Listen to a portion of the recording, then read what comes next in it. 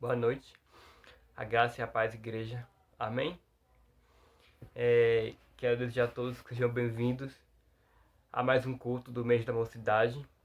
Hoje quem está na frente é a Waka. Vou fazer uma oração breve aqui para dar início ao nosso culto. Convido os irmãos que me acompanhem, fechando-se os olhos. Oremos. Senhor Deus, amado eterno, querido Pai, muito obrigado, Senhor Deus, por estarmos vivos para poder te louvar, para poder te agradecer, ó Deus. Te peço para que o Senhor tome conta desse culto, que o Senhor possa ser o principal foco, o nosso principal objetivo, e que possamos aprender mais e mais de Ti. O mundo é muito perverso, Deus, mas sei que Tua graça vai nos ajudar, nos acalmar. Te peço para que o Senhor dê sabedoria aos nossos pastores, aos nossos diáconos, aos funcionários da igreja, que possa poder continuar fazendo o melhor para Ti, ó Deus, pois Tu mereces tudo. Oh Deus, te peço para que tenha misericórdia das famílias que hoje estão passando por dificuldades financeiras, por dificuldades psicológicas, pois perderam seus entes queridos, oh Deus, por causa dessa pandemia. Tenha misericórdia, oh Deus, de todos nós. Te peço para que o Senhor nos ajude a nós jovens a dar o melhor para Ti, a dar o melhor culto a Ti, e que o Senhor possa poder nos ajudar a abrir nossa mente para poder entender a pregação de hoje. Muito obrigado, Deus, por tudo, por nos livrar, nos guardar, por tudo. Em nome de Jesus, amém. Agora convido a igreja que me acompanhe, fazendo a leitura do tema e da divisa do mês da mocidade. O tema: o posicionamento do jovem cristão, o reflexo de uma vida acima da mediocridade. Vou repetir. O posicionamento do jovem cristão, o reflexo de uma vida acima da mediocridade. A divisa se encontra em 1 Coríntios 11:1, que diz: Sede meus imitadores, como também eu de Cristo. Sede meus imitadores, como também eu de Cristo.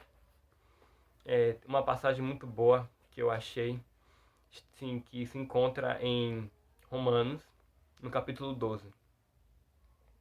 Eu vou ler do versículo 1 ao 2, que foi o que eu achei mais interessante. Que diz: Rogo-vos, pois, irmãos, pela compaixão de Deus, que apresenteis o vosso corpo como sacrifício vivo, santo e agradável a Deus, que vosso culto racional. E não sede conformados com esse mundo, mas sede transformados pela renovação do vosso entendimento, para que experimenteis qual seja a boa, agradável e perfeita vontade de Deus. Esse tema eu achei muito atual para nós que somos jovens, né? Que possamos ter consciência para apresentar o nosso corpo como sacrifício vivo, que Deus possa poder nos usar para alcançar mais almas, para pregar a palavra dele. E que nós não possamos nos conformar com esse mundo, mas podemos achar que seja perfeita a boa, perfeita e a vontade de Deus. Que só através da palavra nós podemos saber disso, nós podemos experimentar isso. Agora eu vou fazer uma oração para encerrar o início do culto. Eu vou orar pela pregação, pelo pastor. Oremos. Senhor Deus, amado eterno e querido Pai, muito obrigado, Senhor Deus, por mais uma noite. Estamos aqui em Tua presença. Te peço para que dê sabedoria ao pastor e que sei que o Senhor usou ele para poder nos enviar essa mensagem, Deus. Muito obrigado por isso. Te peço para que tenha misericórdia de nós, ó Deus, pois somos pecadores falhos. Te peço para que a mensagem do pregador possa poder entrar com muita facilidade em nossos corações e que não possamos nunca mais esquecer, ó Deus. Te peço para que tome conta desse mês, que o Senhor possa poder ser o foco, nos guarda, nos livra de todo mal, Deus. Te peço para que o Senhor nos ajude, nos dê sabedoria a enfrentar esse mundo maligno e perverso. Pai, muito obrigado por tudo. É isso que nós te pedimos e te agradecemos por tudo. Em nome de Jesus. Amém.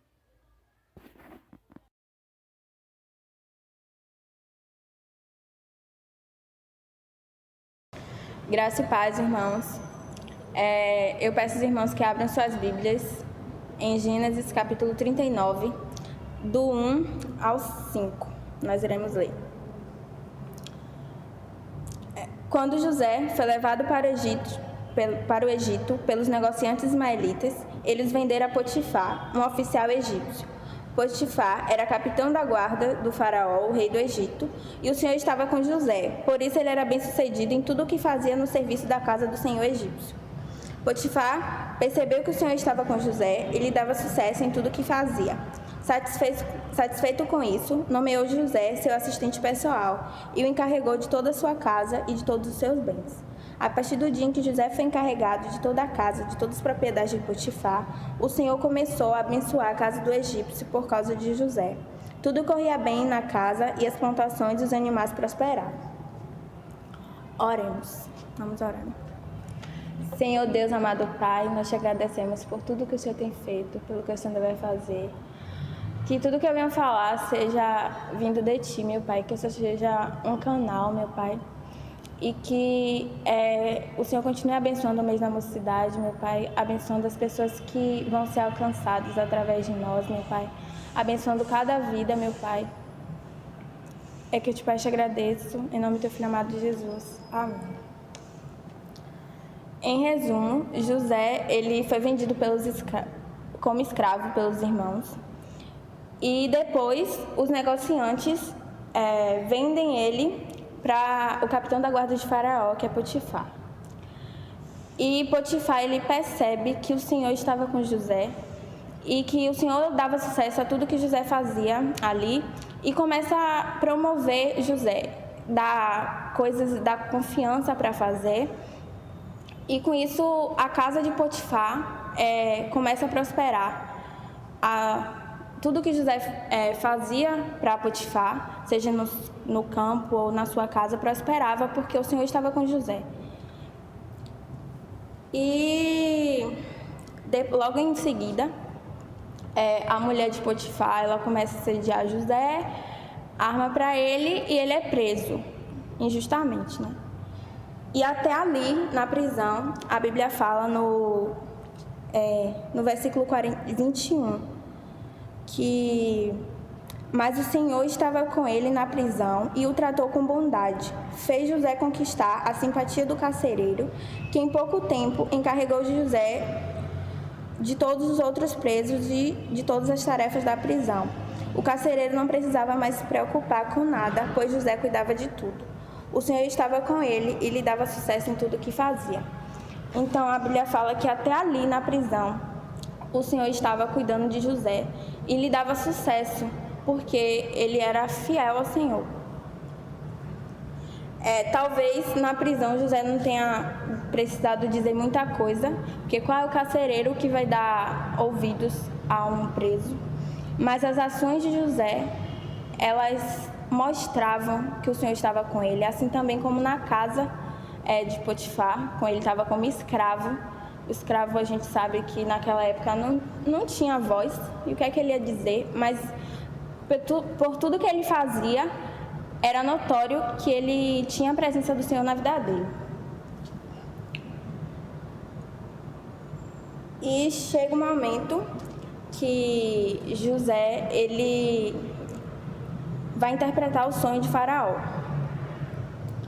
E no capítulo 41, no versículo 38, diz assim: Por isso, o faraó perguntou aos oficiais: será que encontraremos alguém como este homem? Sem dúvida, há nele o Espírito de Deus.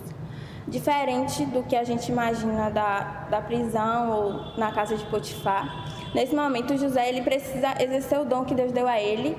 José precisa falar e no falar dele, o faraó reconhece que nele há o Espírito Santo de Deus, que não existia alguém como ele naquele local. E José é colocado na posição de governante do Egito. Mesmo como escravo, prisioneiro, José ele tinha um caráter fiel a Deus e por isso ele tinha sucesso em tudo que ele fazia. Mesmo em lugares desfavoráveis ou favoráveis, ele permanecia fiel ao Senhor e por isso ele alcançava o sucesso. José, através das ações dele e do que ele falava, ele tinha um posicionamento de uma pessoa que honrava o Senhor. E ele podia ser uma pessoa totalmente revoltada, de uma certa forma, porque ele podia falar, eu sou escravo, me trouxeram para cá, e mesmo, para que eu vou interpretar o sonho, se o dom é meu, ele que se vire, ou até mesmo não fazer o que ele fazia com excelência. Ele tinha os motivos dele, mas ele, pelo contrário, ele usou o dom que ele tinha para abençoar pessoas, porque por conta dele a casa de Potifar era próspera, e por ele ter revelado o sonho, interpretado o sonho de Faraó, mas não, ele escolheu ser diferente. E assim como as pessoas ao redor de José percebiam que nele havia o Espírito Santo de Deus, que ele era diferente, o questionamento que eu trago é se as pessoas ao nosso redor também têm percebido o Deus em nossas vidas, o Espírito Santo de Deus através de nossas ações, através do nosso falar. E eu não digo só no mundo secular, porque geralmente quando a gente fala de posicionamento, de refletir o Senhor, a gente vai muito para a ideia de trabalho, faculdade, de lugares que existem pessoas que não são evangélicas. Mas até mesmo na nossa igreja, qual tem sido o nosso posicionamento mediante tantas questões, qual tem sido o nosso posicionamento quando nos é colocado em uma situação que nós precisamos impor e falar assim, não, mas isso não é certo, ou qualquer outra coisa. E a história de José me lembra muito a história de Daniel. Daniel, como José, ele foi levado como ele era cativo na Babilônia. E a Bíblia fala que em Daniel 5, ou Daniel 2, que toda vez que o rei consultava Daniel e seus amigos e precisava de uma opinião deles em questão de sabedoria e discernimento, de coisas que precisavam de sabedoria e discernimento, eles se mostravam 10 vezes mais capazes que os outros. Em Daniel 5,12, fala que em Daniel havia um espírito de excelência. Então Daniel se destacava. Ele, apesar de ele estar em uma terra, ele era cativo, estar em uma terra cheio de idolatria ou qualquer outra coisa. Daniel, ele não se corrompia, ele, como a Bíblia fala, né, ele decidiu não se contaminar com as iguarias do rei. E ele se mostrava diferente, ele tinha posicionamento. E mesmo com o decreto que proibia a adoração a outro Deus, ele entra como se nada estivesse acontecendo no seu quarto e faz como era de costume. Ele ora ao Senhor, pede direcionamento e até ali ele permanece fiel, mesmo sendo ameaçado de uma certa forma. E eu não estou falando que a gente precisa ser excelente em todas as áreas da nossa vida, que a gente precisa se destacar em tudo, porque é claro que a gente não vai ser bom em tudo, né? Mas existe uma coisa que a gente precisa ser excelente, em ser reconhecido pelas pessoas como uma pessoa de Deus. É honrar o Senhor em qualquer lugar. Nisso a gente precisa ser excelente. Talvez existissem até algumas coisas que Daniel ele não fosse tão excelente, mas pelo discernimento que Deus dava a ele, as pessoas viam essa diferença. As nossas ações, como a de Daniel foi instrumento para, de uma certa forma, abençoou o rei da Babilônia. Mesmo ele sendo cativo, ele teve um posicionamento diferente, assim como a história de José. Em Filipenses 1, versículo 20,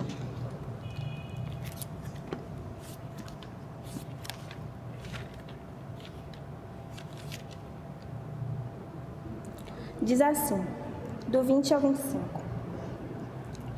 Minha grande expectativa e esperança é que eu jamais seja envergonhado, mas que continue a trabalhar corajosamente como sempre fiz, de modo que Cristo seja honrado por meu intermédio.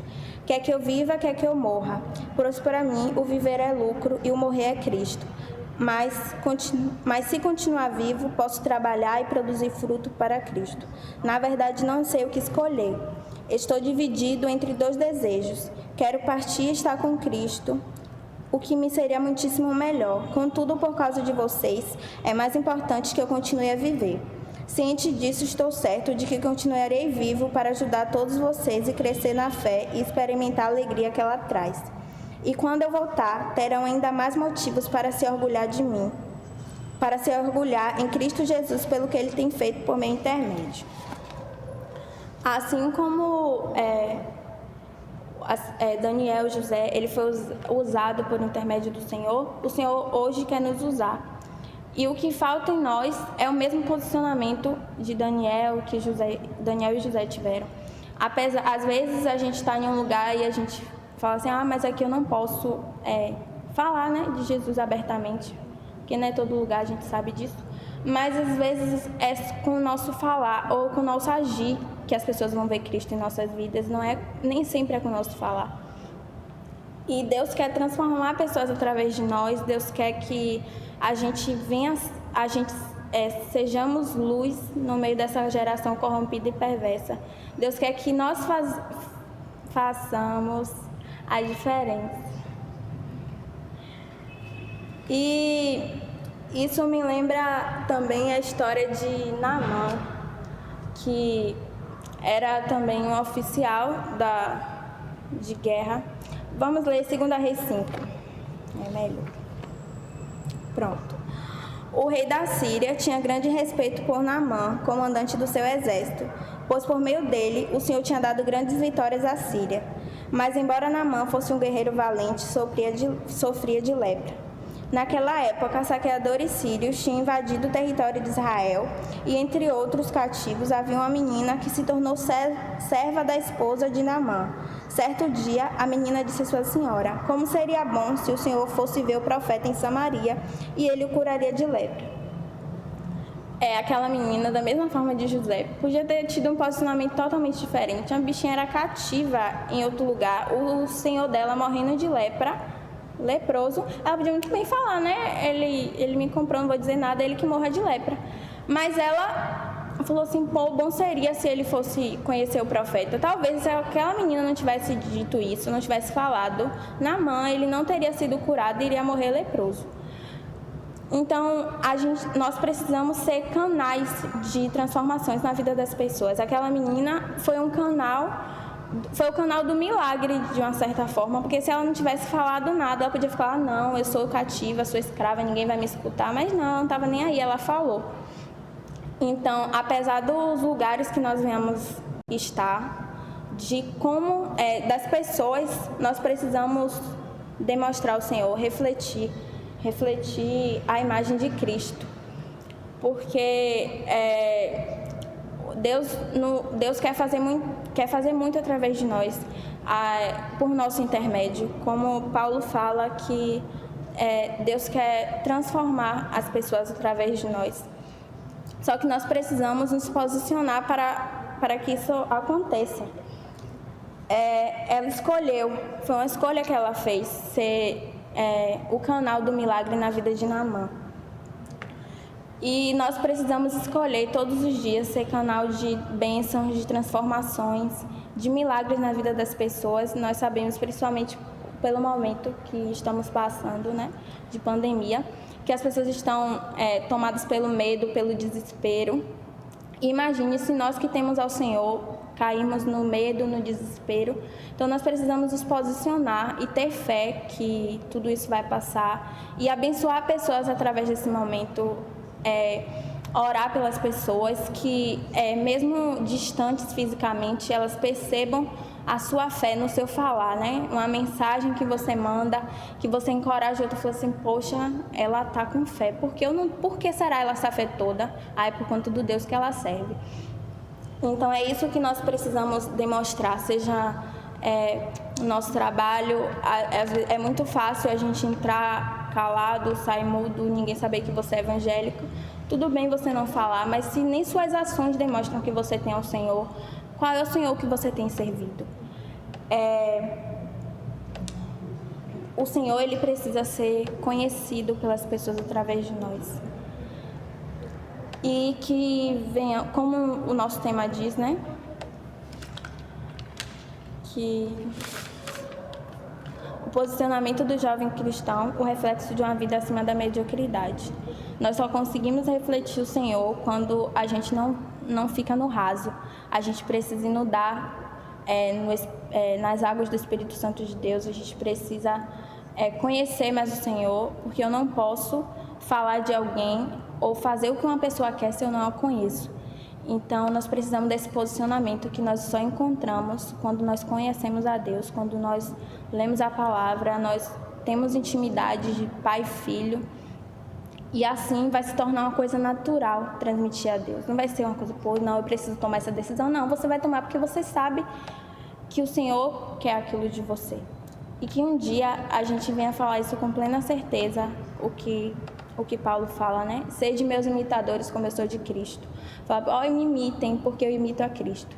Então que esse seja o nosso maior anseio, transmitir o Senhor através do nosso falar, das nossas ações, e que as pessoas olhem para nós e vejam o brilho do Espírito Santo de Deus nesse mundo tão corrompido e perverso. Amém.